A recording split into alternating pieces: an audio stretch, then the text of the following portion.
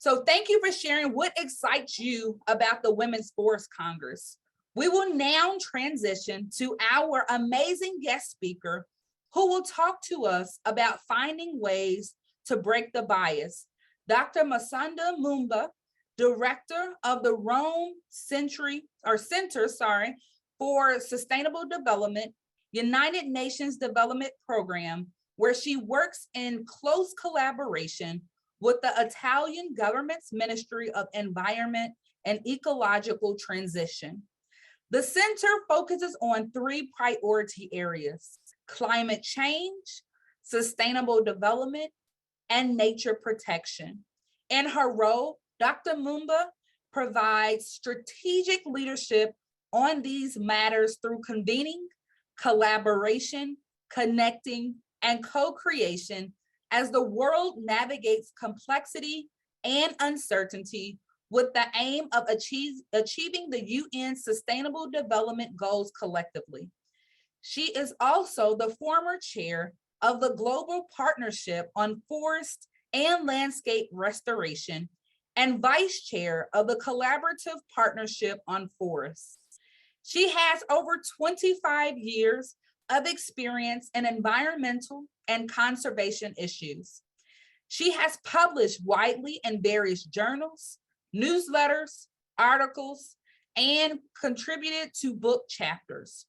Before joining UNDP, Dr. Mumba was the head of the United Nations Environment Program's Terrestrial Ecosystems Program and served in various roles for 12 years. A Zambian national, she received her BS in education at the University of Zambia and her PhD at the University College London in wetland conservation and hydrology. Without further ado, I would like to introduce our guest speaker, Dr. Mumba.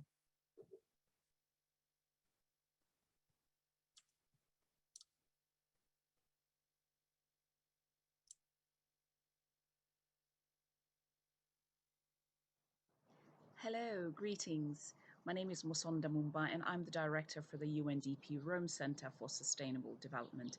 It's such an honor to send you this video message all the way from Nairobi here in Kenya, and really great to have learned about this Women's Forest Summit. It's just brilliant, just incredible. I was so honored to reach out and really connect with Amy and other ladies who are organizing this amazing summit, and to just really, really learn and hear a lot about what's happening out there and what a lot of women are doing. Perhaps I should be able to share a little bit of my experience, where I come from, and why my connection to trees is so precious and also very intimate.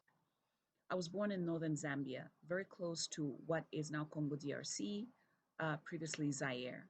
And in this region where I was born, I was very lucky to have had two grandmothers, one South African and one Zambian, who really shared with me their knowledge systems, their information about why these trees matter, or really why holistically our ecosystems matter.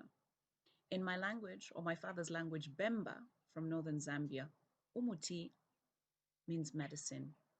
Ichimuti or imiti means trees. Our peoples have looked at these trees, landscapes from a very holistic perspective. What they provide: medicine, food, shelter, and a lot more that we do refer to as ecosystem services, as it were. And I also want to add that for me, in understanding all of this and understanding why my language was also very intimately connected to these natural systems, also gave me the impetus to become who I've become and also to study environmental and conservation biology in particular. I also want to add that in learning from my culture, but also in learning from my histories, I was able to see why this knowledge was so valuable. 10 years ago, I gave birth to my daughter. But before I actually gave birth to this precious little girl, I reached out to my family, because traditionally in Bemba culture, your nokosenge, your aunt, or we normally refer to father, mother, my father's sister, is supposed to come and help me within this birthing process. Now, within this process, a lot of herbs, mostly from the forests, are collected as part of healing because we know that when a woman gives birth, a lot changes. Your body changes, your space and also your hormonal dynamics shift and change. And so I was so amazed to suddenly realize this knowledge and the power of healing. What we see, for example, around issues of postpartum and issues of just, breast milk and all of that, all encompassed in the knowledge of trees. It was precious. It is precious. In my work as the director of the Rome Center, I've been very much instrumental in setting up systems or really talking about the importance of these ecosystems and why they matter. 2 years ago, I was appointed as the Global Landscapes Forest and Landscape Restoration Chair to really support the global conversation around forest landscape restoration. And what I noticed is that there's a lot of women missing in these policy spaces. How do we bring in women? And how do we bring in a lot more younger women and really bring this knowledge across intergenerational learning? And I think for me, this is what is important. And being within the United Nations system, it's important to also recognize the role of multilateralism and why we need to make sure that these knowledge systems, indigenous and traditional knowledge systems, and scientific knowledge are fused together but also shared, and the role of women highlighted and amplified. I want to tell you a story of a woman I had the opportunity to meet, and she's now late. You may know her, the late Professor Wangari Maathai. Wangari Maathai was Kenyan, and she was the first Black African woman to win the Nobel Peace Prize. Perhaps what a lot of women don't realize was the courage and consistency that she had in the messaging around saving one particular ecosystem here in Nairobi, the Karura Forest, the one and only and largest inner city forest across Africa, and the second largest inner city forest around the world. Her work was impeccable. Her work was a piece of courage that she really rallied and mobilized other women to make sure that the discussion and the conversation around saving this forest was instrumental and embedded in the political process. A tough journey. She was jailed, she was beaten, she was abused, but she stayed the course. And this forest today is one of Kenya's iconic landscapes that has been saved, a place where, as we all navigated this pandemic, COVID-19, everyone could go in there and just really get out of their houses and just have a moment to reflect, a moment to heal, and just a moment to have some peace and fresh air and quiet, perhaps. So you see how a lot of work that has been done by women around the world, in America, in Latin America, in Africa, in Europe, in Southeast Asia, and many parts of the island states is so important. And it's really critical that we highlight this and we share these experiences and really connect the dots and connect to each other because I feel like we're so powerful. In fact, I shouldn't say like, we are very powerful. The knowledge systems that we have inherited from our great grandmothers, from our grandmothers, from our mothers, knowledge system that transcend the past, the present, into the future. Let us not forget our role in making sure that we amplify the voices and our voices as women around the world because we are the change we want to see. All the best with this Congress, and I'm so looking forward to staying connected and really looking forward to hearing about the amazing stories of the work that you're doing. Thank you so much and be safe. Thank you, Dr. Mumba, for those inspiring words. Women, we are powerful. We must amplify our voices and be the change that we want to see. It is important for us as women to identify ways we can be solution-driven leaders in our own lives. Dr. Mumba shared a story about the courageous Wangari Maathai. Based on her story, sometimes being courageous and speaking up comes at a cost. What we have to understand is that if we do not amplify our voices, there could be negative within our society. Just think about all of the innovations. If people were not courageous, we would not be where we are today. The other day, I was reading an article and a poem by the late Mother Teresa. Came up and entitled, Do It Anyway. The poem went something like this. People are often unreasonable, irrational, and self-centered. Forgive them anyway. If you are kind, people may accuse you of being selfish and having ulterior motives. Be kind anyway. If you are successful, you will win some unfaithful friends and some genuine enemies. Succeed anyway. If you are honest and sincere, people may deceive you. Be honest and sincere anyway. What you spend years creating, others could destroy overnight. Create anyway. If you find serenity and happiness, some may be jealous. Be happy anyway. The good you do today will often be forgotten. Do good anyway. Give the best you have, and it will never be enough. Give your best anyway. And the final analysis, it is between you and God. It was never between you and them anyway. And even if you don't believe in God or a higher power, these words still provide wise guidance to us today. And so I want to hear from our participants. And you can either raise your hand and I'll call on you to unmute and speak, or you can type your response in the chat box. But what are your key takeaways from Dr. Mumba's words of wisdom today?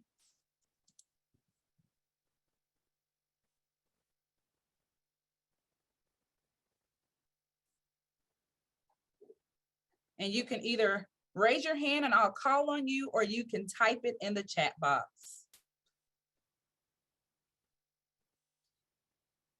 I see women are distinctly connected to the earth, and our voices and actions are important aspects of earth healing, which is our own healing. Thank you, Doctor, for this powerful message of the importance of our voices in this space. Thank you. Her personal story is essential to her work. The importance of being connected to the land. Universal truth. Challenges are the same for us everywhere. Sharing knowledge and making sure to include all ages. Anyone want to unmute? Struck by her connection to her land and called to amplify voices. She has become the great woman she is today from her generations of women in her past. Absolutely.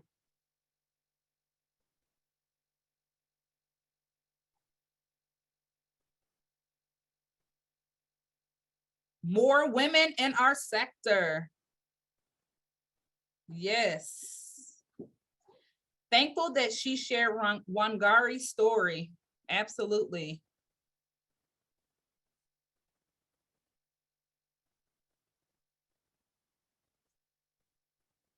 Any other thoughts or comments?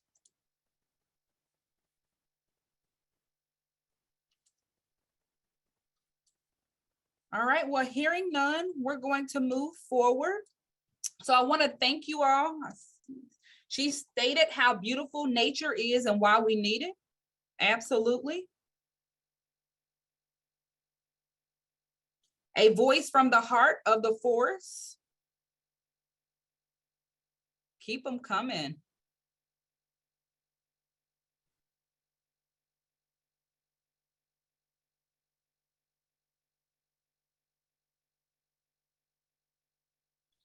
The forest is our medicine.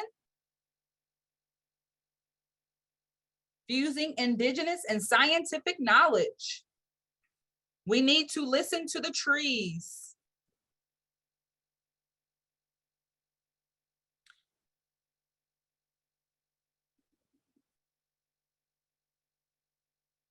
Melody, I see your hand.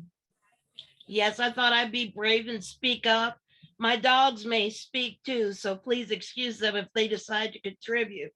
But what I heard most from her, what I really got out of what she was saying is that women are strong, and we are. I shared with this group that I was the first Black female forester in the USDA Forest Service. And I worked in that agency 28 years before I was forced to retire when I was only 46 years old. That's all I'm allowed to say about how I left the agency. But they didn't beat me. I'm now a commissioner of forestry and natural resources. I'm on the board of directors for EcoAction Arlington. I chair the Arlington Public School Science Advisory Committee. And I'm doing a lot of other things that I couldn't do if I was still shackled to the Forest Service. And I'm still fighting for all of us, especially women and women of color, to use our brains, not just to sit in the corner, but to have a seat at the table and use our voices, because just having a seat at the table isn't enough. We have to be allowed to speak and be heard. So I really appreciated that. Thank you for bringing her to us. Thank you so much, Melody. And it's always important for us to share our story, to understand really how we persevere and how amazing we are. And so thank you for everything that you have done and that you are doing. Onami, and if I said your name incorrectly, please correct me. You said it right. It is Unami. Okay, the floor is yours.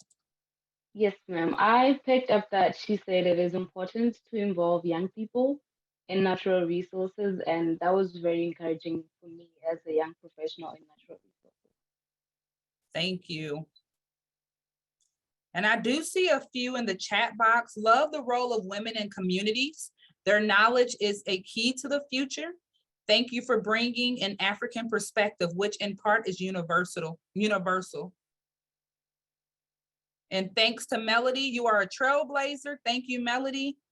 I really like the reminder of the connection of the female body to the earth, healing, and the cycle, and also connections to environmental justice. Absolutely. Thank you. You are to be commended for your tenacity and knowledge. Thank you, Melody. Thank you so much. Women supporting women. This is what I am here for. I love it.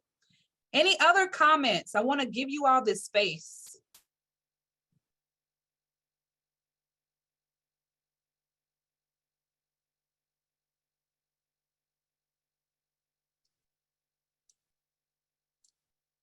All right, going once, going twice.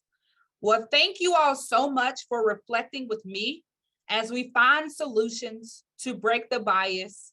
We are now going to transition into our networking session. So during the networking session, I want to invite each of you to share your contact information in the breakout room.